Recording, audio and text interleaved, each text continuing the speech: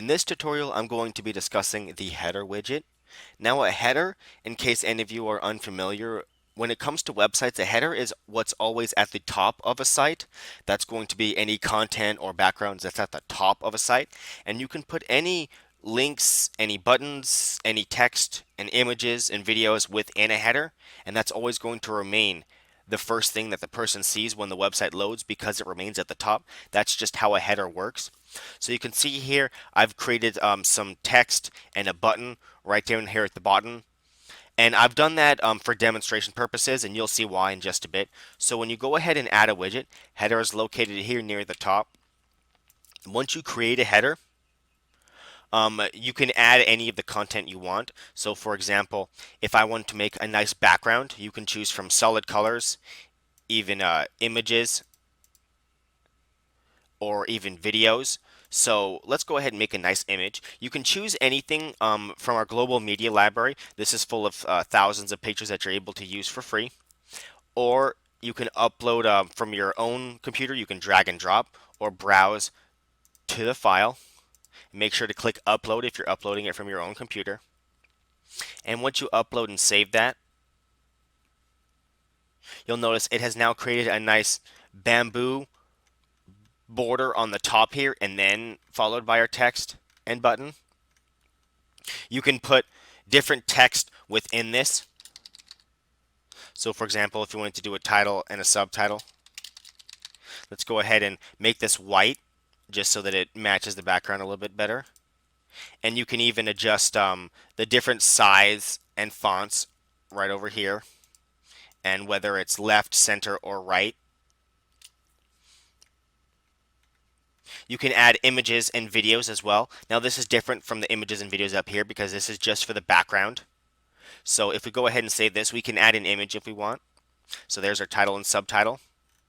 If you want to add an image, let's go ahead and add something from our global media library. And it'll automatically create that image for you, and that's relative to the text. You can adjust that right over here, so whether it's above the text, below the text, or to the left or right on a desktop. And if you add more than one image, it'll automatically create an image slider. So for example, if we went ahead and created a second image, you can see that it automatically made the slider. It's going to slide between two images. You can adjust the settings for the slider right over here, whether it slides or fades, and then the time. You can even add a video by simply uploading a URL right here, and you can determine the frame that the video is in, such as if you want that YouTube video to look like it's in a MacBook Pro or a desktop computer, or the modal is when it pops out separately. You can add buttons. You can add buttons of pretty much any type, and that's gone over in the buttons tutorial. You can also adjust the space that it takes up right here and the animation styles. And for additional options, they're just like all the other widgets. You can require whether users be logged in or whether this is visible on mobile only or desktop only. So this is actually really useful for a header because, as you know, desktops have much bigger screens, so it's often worth it to make a different header for a desktop that'll actually display maybe with a better images or even different images completely. So what we can do is let's go ahead and just view this site just to see what this looks like on the different screens.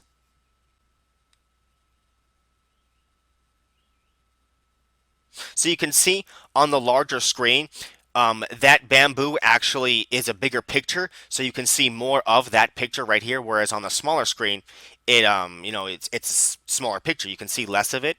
So it still works for the small picture, but let's go ahead and give that bigger screen like a video instead, which works better on computers usually. So if you go ahead and view the site, you can see it is a much larger picture, and you can see the title and the image right there, or the link. Sorry.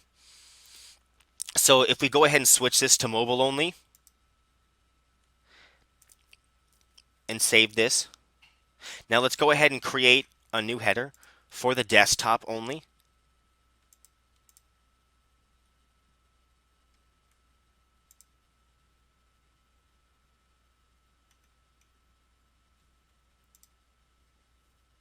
And let's go ahead and have a video for this one. So we're going to make a video for this background.